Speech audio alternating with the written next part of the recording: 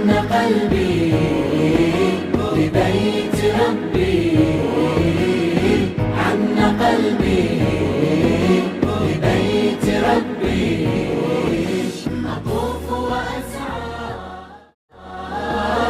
سبعا سبعا، أطوف وأسعى سبعا سبعا. أول محطة لنا في ولاية عبري، بعد أن اتجهنا متجهين من مسقط إلى نزوة، ومن نزوة إلى عبري، ومن عبري سننطلق بإذن الله إلى السعودية. وبالتوفيق جميع المعتمرين بإذن الله يرجعون سالمين غانمين. تحياتكم أبو سعيد. معك سوير محمد سوير خميس رؤية من بهلة ولاية حبي. أنت أول مرة إنك تجي العمرة؟ صح، أول مرة. أيوة، موفق يا من؟ قلت لي؟ سوير بن محمد. موفق يا سويد. سويد. أيوة. موفق. من اسمك؟ كيفر بن سويد بن علي بن محمد الرحمن. فيصل، أنت أول مرة تجي العمرة؟ أيوة. زين، موفق إن شاء الله، بالتوفيق، وإن شاء الله عمرة مقبولة بإذن الله. طيب. الله أكبر الله أكبر الله أكبر، سبحان الذي سخر لنا هذا وما كنا له مقرنين، وإنا إلى ربنا لمنقلبون. اللهم إنا نسألك في سفرنا هذا البر والتقوى، ومن العمل ما ترضى. اللهم هون علينا سفرنا هذا واطو عنا بعده. اللهم أنت الصاحب في السفر والخليفة في الأهل. اللهم إني أعوذ بك من وعثاء السفر وكآبة المنظر وسوء المنقلب في المال والأهل. الحمد لله رب العالمين على تحركنا من مسقط إلى الديار المقدسة في هذه الرحلة الطيبة المباركة. حمد أبو عبد الله وأبو باسم المصلحي، حاليا في عبري نتجه إلى الديار المقدسة. نسأل الله تعالى التوفيق والتيسير لجميع المعتمرين وأن يصلوا إلى الديار المقدسة سالمين غانمين بإذن الله تعالى. نتشرف بالأخ أبو محمود معنا في رحلتنا الأولى بإذن الله تعالى. يا أبو محمود، يلا أعطينا كلمة طيبة عن الرحلة مع حمد أبو عبد الله. ورحمة الله وبركاته. الحمد لله، بفضل من الله سبحانه وتعالى متوجهين إلى المملكة العربية السعودية لأداء مناسك العمرة. رحلة طيبة، ناس طيبين، كل شيء فيها طيب، وبإذن الله نروح ونرجع بالسلام. بارك الله فيك. هذا صاحبي وصديقي أبو باسم المصلحي، طبعا رفيقي، شركاء مع بعض الوقت إن شاء الله في هذه الرحلة الطيبة، ونسأل الله تعالى أن ييسر. بدون تعطينا كلمة منك. جزاك الله خير، بارك الله فيك. نتمنى تكون رحلة ميسرة. طبعا هو قائد، هو المسؤول، إنما أنا عامل معه. بارك الله، جزاه الله خير. إن شاء الله تكون رحلة موفقة بإذن الله تعالى. وندعو على أبو هود الله يوفقه، أولاده، الله يزوج الثانية والثالثة. ندعو لأولاده طبعا في الجنة، ما في الحياة. آمين. عشان لا يسمعون لنا. وندعو لأولاده بالشفاء العاجل. آمين. الله يشفيه. عنده أولاده، نتمنى بعدين نتكلم بذلك يدعو لنا. اللهم بأمور العضلات يعني. الله إله إلا الله. الله يشفيها ويعافيها. أولاد آدم وهود.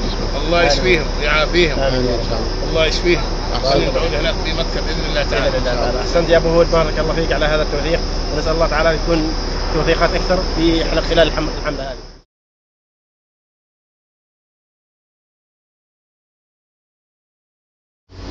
الوجبة هذه وجبة الغداء للمعتمرين.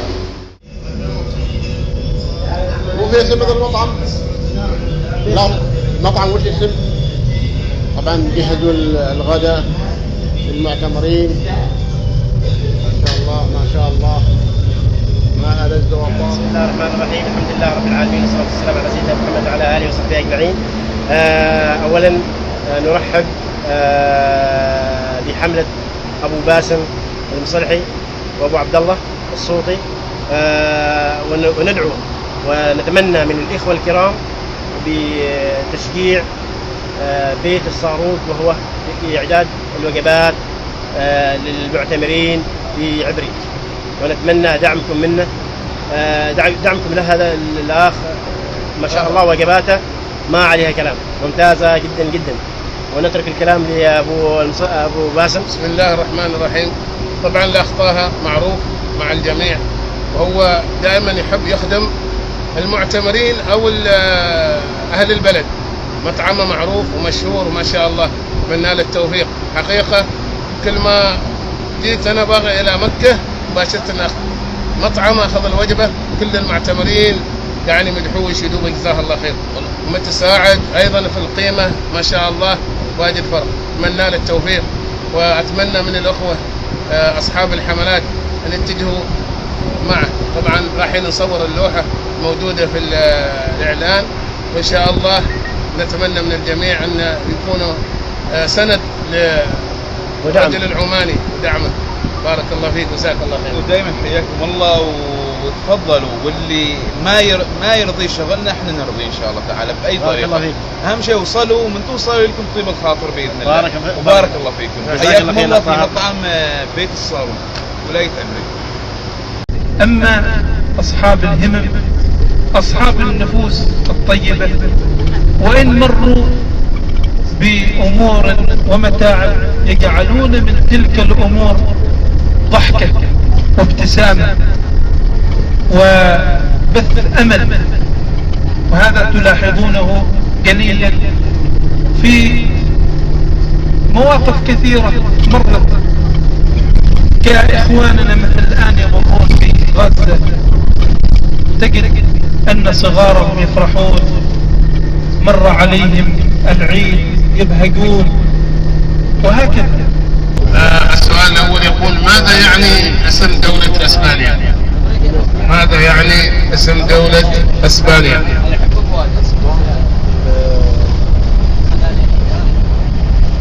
ماذا يعني اسم دولة اسبانيا؟ والإجابة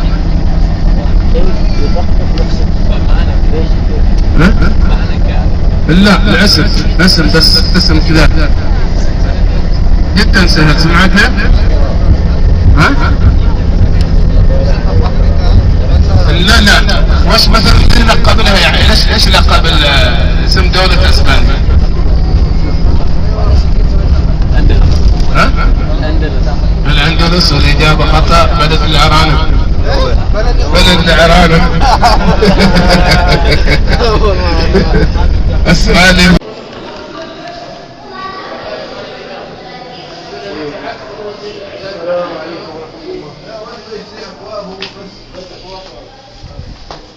السلام عليكم ورحمة الله وبركاته.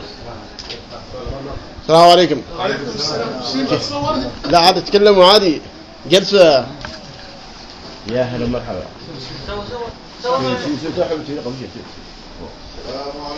وعليكم السلام.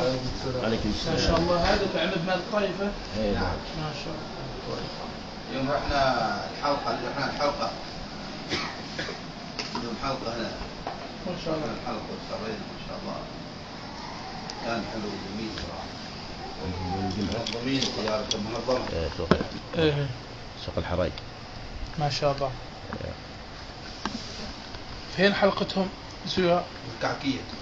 ما شاء الله. يسميوه الحراج، يسميوه الحراج. ولا تسمع احنا بالمجابة. السلام عليكم. ايه كيف الحال؟ والاخبار؟ وش تسوي؟ الحمد لله. الله يعطيك العافية. الله يبارك فيك، يعطيك الصحة والعافية. يا اهلا ومرحبا فيك حبيبي. حياك وجود. يا اهلا ومرحبا فيك. منور. زين، نور وجودك. السلام عليكم. كيف الحال والاخبار؟ مساك بالخير. تفضل. طبعا حاليا احنا متجهين الى مسجد قباء. هذا طبعا المسجد، هذا الحافله، وهذول الشباب اللي حاليا ينزلون من الحافله متجهين الى مسجد قباء لنصلي ركعتين، وبعدها سننطلق الى مكان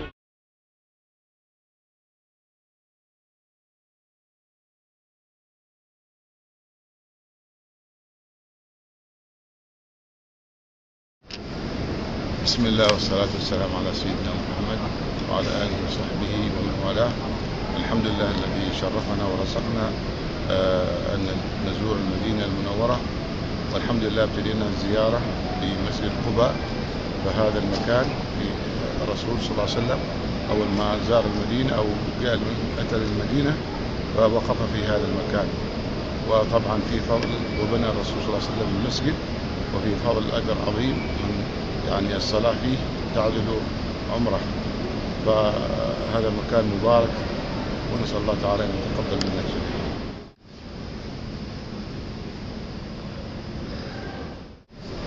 السلام عليكم ورحمة الله وبركاته. أول شيء الحمد لله توفيق من رب العالمين، زرنا بيت الحرام عن طريق حملة المصلحين. ما شاء الله كانت حملة جدا رائعة وما قصروا معانا، واليوم احنا في أول مسجد بني في الإسلام اللي هو مسجد قباء، وإن شاء الله من بعدها بنتحرك بنروح إلى المدينة المنورة. جزاهم الله خير، ما شاء الله عليهم، كانوا ما مقصرين معانا من البداية إن شاء الله حتى النهاية. السلام عليكم ورحمة الله وبركاته. الحمد لله على فضله. حاليا في مسجد قباء أول مسجد بني في الإسلام، ونصلي ركعتين سنة، ومن بعد نتجه إلى المسجد النبوي نصلي الظهر والعصر. الحمد لله على كل حال، هذا بفضل الله ثم فضل الإخوة أصحاب الحملة جزاهم الله خير، ما قصروا معنا، ونسأل الله لهم التوفيق والسداد بإذن الله تعالى. وشكرا. أعوذ بالله من الشيطان الرجيم. بسم الله الرحمن الرحيم، والصلاة والسلام على سيدنا محمد وعلى آله وصحبه أجمعين. اليوم الحمد لله رب العالمين وصلنا إلى مدينة رسول الله. طبعا هذا مسجد قباء أول مسجد بني في المدينة المنورة بعد وصول الرسول صلى الله عليه وسلم إلى المدينة المنورة. طبعا ركعتين فيه تعادل عمرة، والحمد لله اليوم وصلنا هنا بإذن الله سبحانه وتعالى. بتكون زيارتنا لمدينة رسول الله، بنذهب إلى المسجد النبوي ونصلي في الظهر والعصر، من ثم بعض المزارات متوكلين إلى سلطنة عمان. بارك الله فيكم وجزاكم الله خير. طبعا السلام عليكم ورحمة الله وبركاته. الحمد لله رب العالمين، الله تعالى شرفنا اليوم بزيارة المسجد قباء، فهو أول مسجد بني في الإسلام.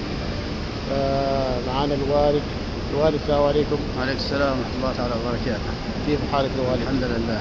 أنت كيف أول مرة إنك تصلي في المسجد لك ولا؟ لا قبل عدة مرات، يعني من بداية التسعينات أنا هي سنوية. ما شاء الله ما شاء الله. في عندك كلام حاب تقوله يعني؟ ما شاء الله، جزاك الله خير. يعطيك العافية.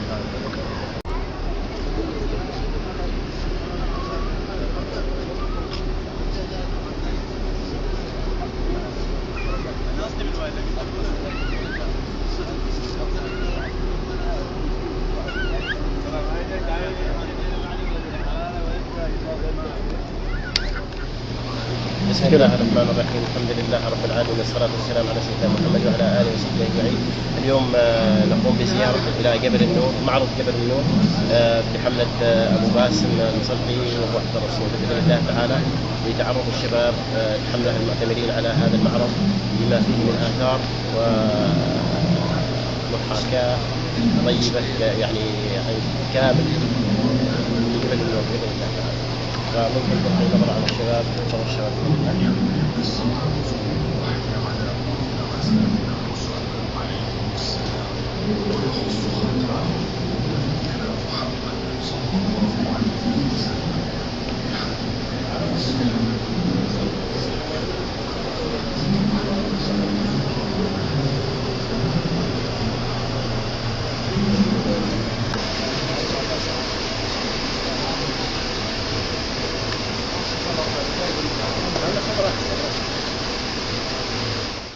والسلام على سيدنا محمد وعلى آله وصحبه أجمعين. ضمن الترفيه للمعتمرين يكون معنا زيارة كامل لمعرض الوحي، وأيضا زيارة للمشاعر المقدسة عرفات ميناء مختلفة. الحمد لله العدد فاق التوقع بالنسبة للمعتمرين، عدد قليل اعتذر، فالحمد لله رب العالمين. بإذن الله تعالى راح نشاهدوا شيء طيب ويطلق الصدر في الرحلات الماضية. نتمنى من الإخوان المستفيدين. طبعا هذه رحلة مباركة لابد عن المؤتمر وتحل كل شيء فيه مع واضح كل شيء. بارك الله فيك، جزاك الله خير، أحسن تسليم.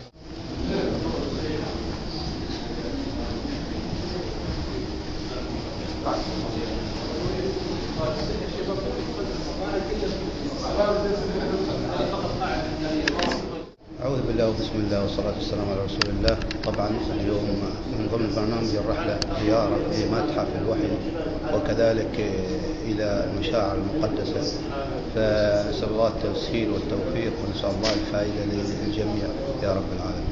جزاء المحسنين خير. الله عليه وسلم. إن شاء الله سننطلق في سلسلة تاريخية ومشوقة مع بعض الأنبياء، بداية من آدم عليه السلام وصولا إلى خاتم النبي محمد صلى الله عليه وسلم. وليتنويه قبل البدء يا كرام بأن التصوير في هذه القاعة والقاعة التي تليها القاعة السينمائية سيكون ممنوع لغرض حقوق الطبع والنشر ولغرض استمتاعكم بهذه الرحلة إن شاء الله. بعد القاعة السينمائية توجد 6 قاعات متنوعة سيسمح بها التصوير مشيئة الله تعالى، فبسم الله دعونا.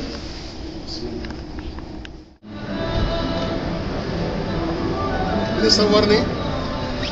ايوه صور ودك صور صور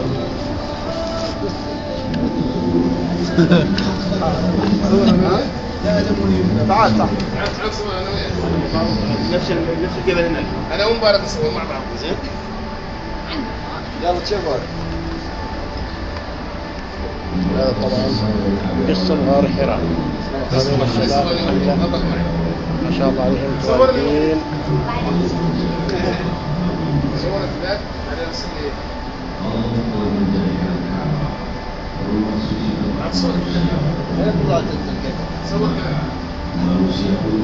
صور عمل كذا وانا بلفت له. خلص الشمس لو انا نصور. انا ما عندي خبره اصور وانا ما عندي. السلام عليكم ورحمة الله وبركاته. أهلا بكم في حملة سعيد المصلحي للحج والعمرة. طبعا هذه هي اليوم الثالث من رحلتنا إلى الديار المقدسة. وطبعا بداية رحلتنا كان من تاريخ 22/7/2026.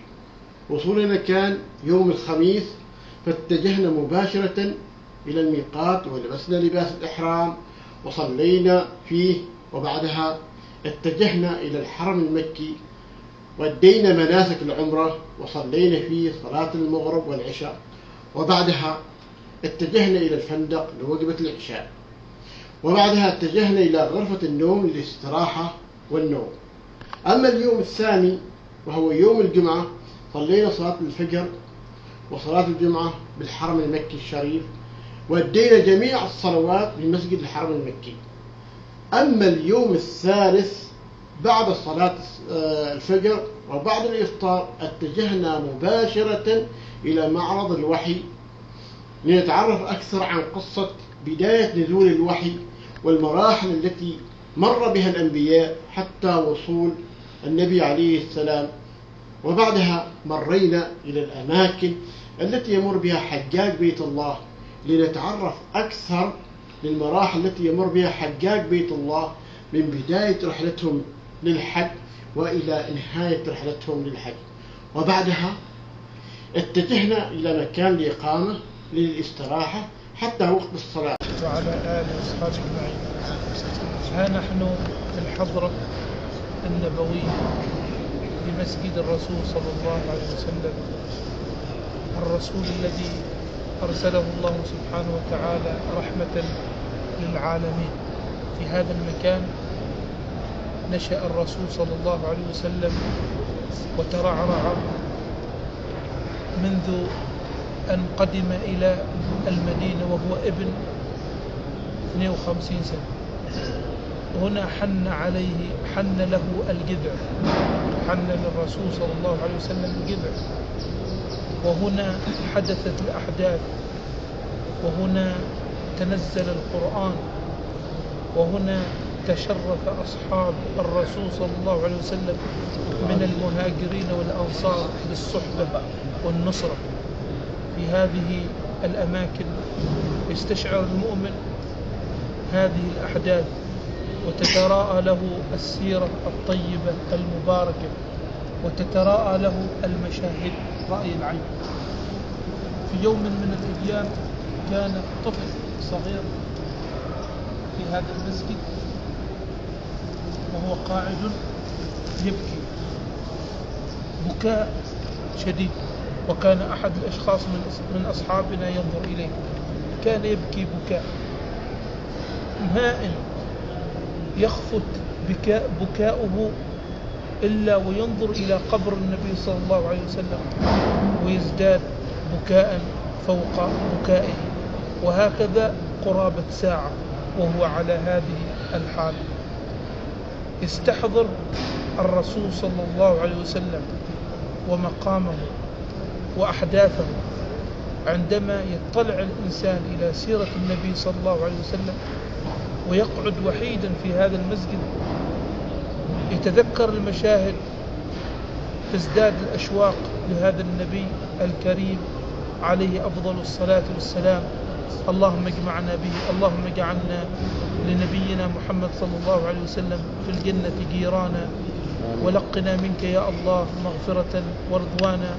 وصل اللهم على سيدنا محمد وعلى آله وأصحابه أجمعين. بارك الله فيكم. أحييكم وبالأشواق ناتيكم، فأغلى وردنا أنتم وكل الورد نهديكم. أحييكم وبالأشواق ناتيكم، فأغلى وردنا أنتم وكل الورد نهديكم. أحييكم وبالأشواق ناتيكم، فأغلى وردنا أنتم وكل الورد نهديكم. عصافير من الخلد تغرد بين أهليكم، جوانحنا لكم سرر ومن دمنا نغذيكم. عصافير من الخلد تغرد بين أهليكم، جوانحنا لكم سرر ومن دمنا نغذيكم. جوانحنا لكم سرر ومن دمنا نغذيكم. أحييكم وبالأشواق ناتيكم، فأغلى وردنا أنتم وكل الورد نهديكم. ألا ما أجمل اللقيا وما أحلى تلاقيكم، بكم ضاءت محافلنا وعم النور ناديكم. ألا ما أجمل اللقيا وما أحلى تلاقيكم، بكم ضاءت محافلنا وعم النور ناديكم.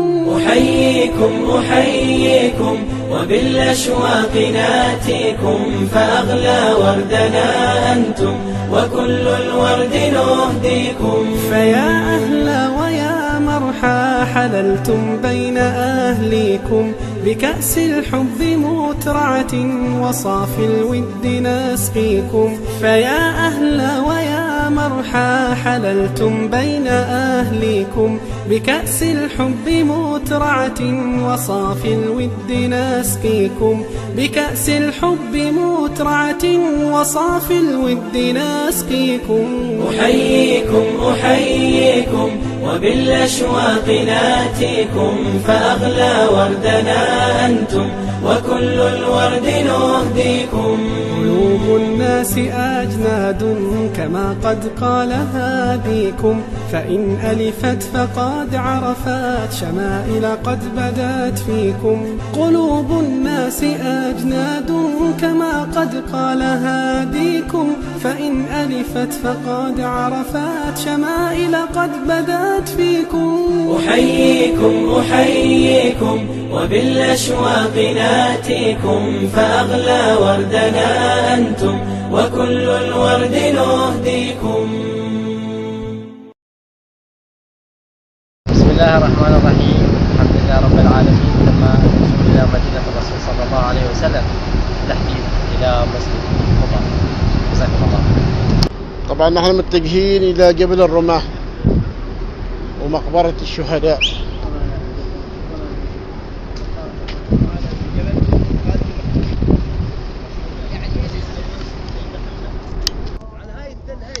طبعا هذا هو جبل الرماة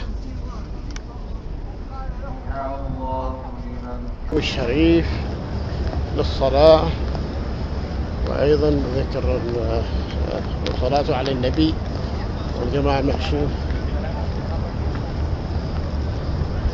لكن يبدو أن عبيد للأسف جاي متأخر، والجماعة يمشون متجهين للمسجد. عليه السلام. نعم.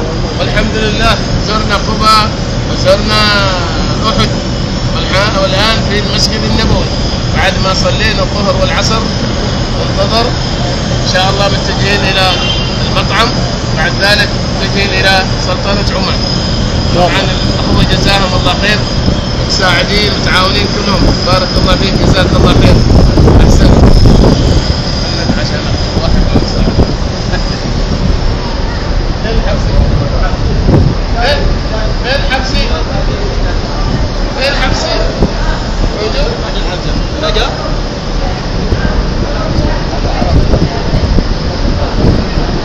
يبقون يرغي